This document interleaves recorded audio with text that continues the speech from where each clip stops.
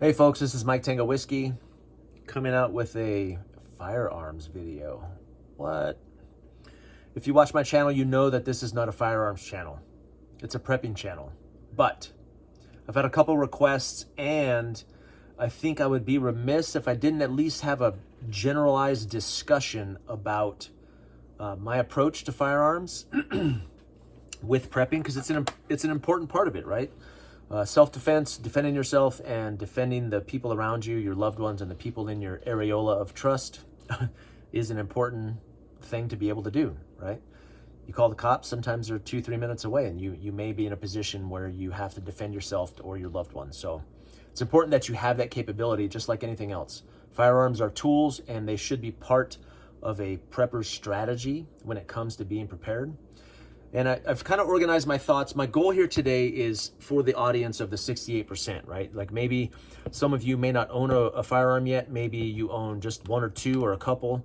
So the world of firearms can be huge, it can be expensive, and it can be all consuming. So I'm going to try and consolidate some of my recommendations in as concisely as possible to help you all save some time, save some money, and save some heartache. Okay, I'm gonna talk about how people start and then where they end up, how they end up doing anyway after like 10 or 15 years into firearms. So,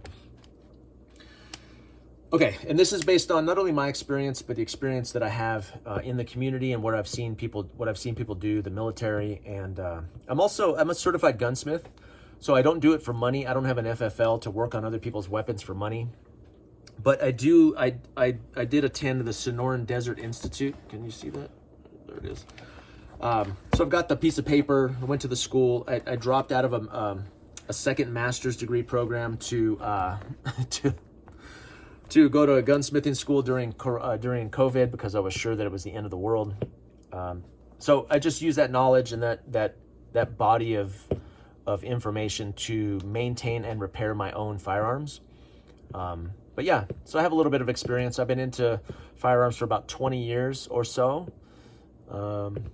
Yeah, so I'm not an expert, okay? I'm not a pro, I'm not a tier 1 operator, despite this very sweet beard. That's not me. But I have learned a few things over the years, and I think putting those into a video can be useful for some folks. So that's what we're gonna do. I've organized my thoughts, of course, into 3 Ps, okay? Because that's the way I do everything. The first one is, I'm assuming you don't have a firearm already, so I want to start here. I want to start with the first P, which is pistol. I think you should start with a pistol, okay? A semi-automatic 9mm pistol. Some other attributes, okay? I'm not going to recommend brands. There's tons of popular brands out there. Lots of other videos on which ones, are the best for beginners, especially. Some of the SIG ones, not the 320, but the SIG P365 is a good one to start with. It's almost like a micro, a subcompact, really easy to carry. Glock makes obviously a lot of great firearms. Ruger just came out with a new one that's based on the Glock Gen 3 model. Smith & Wesson M&P has a really good reputation. So there's like 5 models in that top tier of beginner pistols that are really good. Now, the reason I recommend you start with a pistol is because it can serve 2 roles for you. It can be your home defense gun. Okay, it can sit by your bedside. It can sit in a safe. It can sit in a holster, however you do it. And it can serve as your home defense weapon, which is where I think people should start. That should be the first priority, because that's the most likely thing to occur over you getting into a gunfight out there in the world somewhere. The second thing that a pistol can do is it can serve as your concealed carry gun, okay? If it's allowed in your state and you can get licensed to do so, I recommend that you get a license so you can carry a weapon. Yeah, so a pistol is versatile in that way because it can serve both of those roles. 2 of what I think are the most important priorities for people just getting into firearms, right? I recommend 9mm because it's cheap. If it's not cheap, if you're like me, if a gun is not cheap, I'm not going to buy the ammo and I'm not going to shoot it. All I do is think about that every time I'm pulling the trigger, how much money I'm spending. So everybody has kind of collapsed. The wavelength has collapsed onto 9mm. There used to be debates about 40 and 45 and 9. Everybody pretty much carries a 9mm now because it's just so available. It's so common. And also, it should be something that is small enough and light enough that you're going to carry it. I used to carry a full-size pistol with 23+1, and this gun weighed like 2 pounds, and it was so cumbersome, I just stopped carrying it. I switched to a P365, which is much smaller, much lighter, much slimmer, and I barely even notice that I've got it on me. And sometimes I forget that I'm wearing it. So 9mm, because it's gonna be cheap to shoot, and that's important because your carry pistol, you need to be proficient with it. So if it's expensive to shoot or it's hard to shoot, you're not gonna shoot it, which means you shouldn't be carrying it, okay? So 9mm, it should be small and light, and I'm gonna say it should be fun, okay? You should enjoy shooting it. If you don't enjoy shooting it, you're not gonna take it to the range and you're not gonna get good with it either, okay? If it's not cheap and it's not fun, you probably won't do it. My first pistol that I bought was a Bursa concealed carry 380. Oh man, I hated that gun, hated it. Every time I pulled the trigger, I was like, cause it hurt. It was like, pa, pa. Felt like my hand was getting bit. My wrist was breaking each time. I hated it, hated shooting it, but it was small and light. So I thought that's what I should do. Also the ammo, 380 ammo at the time was more expensive than 9mm, which I couldn't understand because it's a smaller bullet. But anyway, I hated that gun, so I eventually stopped carrying it and I switched platforms. So, semi-automatic pistol, 9mm, small and light, okay, and fun to shoot. That's my recommendation, okay? The second P that we're gonna talk briefly about is platforms.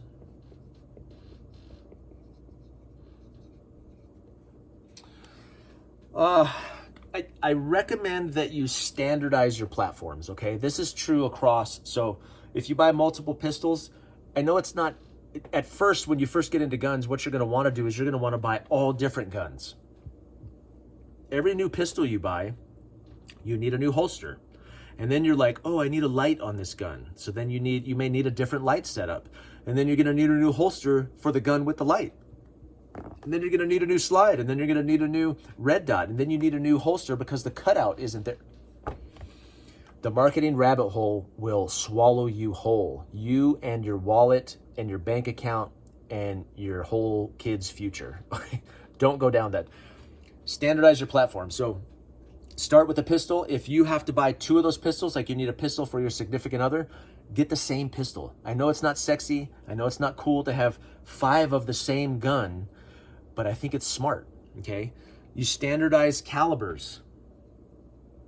Okay, they should all be 9mm if that's what you choose. The reason for this is it's cheaper to store the ammo. It's cheaper to buy the ammo. It's cheaper to... When I recently standardized my calibers, and it was the best thing I've ever done, okay?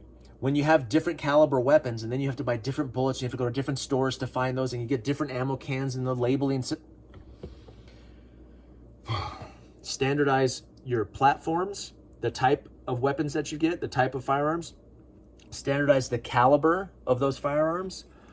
This also is true for, that standardization works for parts and accessories, okay? The carry pistol that I use is the same carry pistol that my wife uses, okay? We can take each other's magazines and swap those. We can take each other's parts. If one gun goes down and it's broken and needs repair, we can use parts from the other one to fix that one relatively quickly in most cases. Any accessories, whether it's a light or a holster or whatever that may be, is also transferable, okay? When you start adding other people to the equation, whether it's loved ones, family, or prepper groups, as you begin to expand into neighborhood groups or mags or whatever, standardization of platforms is going to be very important, okay? The guy that comes to the party with an AK when everybody else has an AR, it's like, sorry, man, I don't even have a chest rig for you to carry that thing in, right? So I would standardize across platforms, okay? Including caliber, parts, and accessories. Also out there on the market, so when you start varying, when you buy the brand new pistol that they just released, there usually aren't holsters for it. There are no accessories for it yet. There's no aftermarket anything. That's why Glock is so popular, because 90% of the aftermarket market of accessories belongs to Glock Gen 3 stuff and above. So There's something to be said for that. And then in SHTF, let's assume we're way past turn on the carpet and we're in SHTF scenarios. Picking up weapons, interchangeability, and commonality of calibers and parts and accessories, right? Like a Glock 19 and an AR-15, that's going to get you 80% of the way there. So I see guys starting all over the place, and over the years, they just start consolidating. You know what? I've just got 10 Glocks now. I've just got, 5 of the exact same AR with the exact same optic and the exact same light, right? That's what I see people doing. So instead of starting here, just start there, because you're going to end up there anyway, okay? The third P that I want to touch on real quick is priorities. So what should your priorities be? I always screw that word up, priorities. Okay. Your priority when it comes to buying firearms should be value. Okay. Now, I don't want to get into the whole quality versus like PSA versus Daniel Defense. And for the 68%, I'm not an infantryman. Okay. I'm never going to put 30,000 rounds through any one of my rifles. I'm just not going to do it. Okay. Focusing on value. Now, first of all, any of my rifles that I have, I pretty much, for the most part, have built them. Okay, I've started from scratch. I've started from the lower, build the parts kit and then the buffer tube, and kind of built those things out. To me, that's a more valuable way to start. And total investment in any of those rifles, I don't think exceeds $1,000 right in there. You should be able to build a good quality rifle for $1,000. Okay. You don't have to spend $2,500. You're not gonna put that rifle through the paces if you're a 68%er that are going to necessitate you spending that kind of money. Okay. You should prioritize value. Okay. There's good mid-range options. I'm PSA all day. I'm Palmetto State Armory because I'm cheap. But one step up from that might be something like BCM, Bravo Company. Manufacturing, I believe is what it is. Or maybe like Arrow is a good kind of mid-range option too. There's lots of guys that spend lots of money. If you have lots of money, then go do that thing. But I think for us in the 68%, the $1,000 range, all accessories added, is a good mark to shoot for when it comes to an AR-15, okay? So value, you should focus on value as your priority. The second thing is that if you're thinking about multiple rifles, let's say you have one pistol and one AR, that's a good way to go. It's a great start. Primary weapon and a rifle and a pistol. If you have to start plussing up, if you're thinking, I need more firearms, I would go back and do the same thing. Like I said before, 2 of the same gun, 2 of the same rifles. And that's if you have a significant other. I think you should have matching rifles. I think you should have matching pistols. If you have children and you're starting to train and teach your children, you should have platforms that they're familiar with. They should be able to set one down and pick another one up and be familiar with that, right? They shouldn't have to relearn that weapon system, okay? So prioritizing value, prioritizing more of the same, and then lastly, above all, I'm going to put skill or reps, okay? Before you buy a 5th AR, you should invest that money into ammunition and get really good with the stuff that you have. It's better to be really good with your primary pistol and primary rifle than it is to be kind of good with 5 different types of guns, okay? You should be able to operate accurately with your primary pistol and your primary rifle.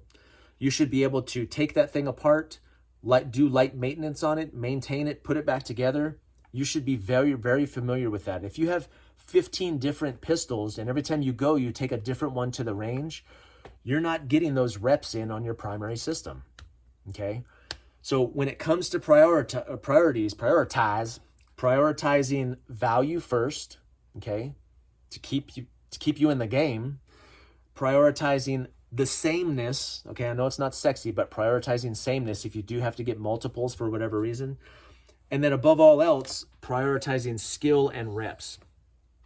And that's not just including pulling the trigger at the range, that's including dry firing too. You can get a lot of really good practice. There's great videos out there on YouTube for drills to practice so you don't have to spend money each time you pull that trigger, right? There's ways to get proficient and repetition. There's things that you can do. There's systems like lasers and these really great apps that they use now, so you can get practice and reps in the safety of your own home without having to spend money and drive to the range. So taking advantage of all of those things, prioritizing skill over volume, okay? It's quality over quantity. And you'll hear other guys say this, before you buy your third AR, it's like, oh, I have a long-range AR, a mid-range AR, and a short-range AR, so I need another longer range. Why don't you get really good with your primary weapon system, okay? Master these things, move on to these things, focusing on those things on the bottom there, okay? Let me summarize real quick. So if you haven't started yet, start with a semi-automatic pistol, 9mm, okay? That's small, light, and fun to shoot. Standardize your platforms, okay? That includes calibers. Get the variants of calibers down to the shortest list possible, okay? That also will help you when it comes to standardizing parts and accessories for those different weapon systems, whether it's AR, pistols, whatever that may be. So you have interoperability, yeah. And then priorities. What should your priorities be? Your priorities should be value. Okay, getting the most for each of those dollars that you spend on those firearms. And then if you do decide that you have to start plussing up, that you repeat the same things that you did before, right? You kind of stay in that range. And then lastly, putting the heaviest emphasis on skills and repetition with those primary platforms, okay? That your one pistol and your one rifle. Mastering those before you start expanding outward, okay?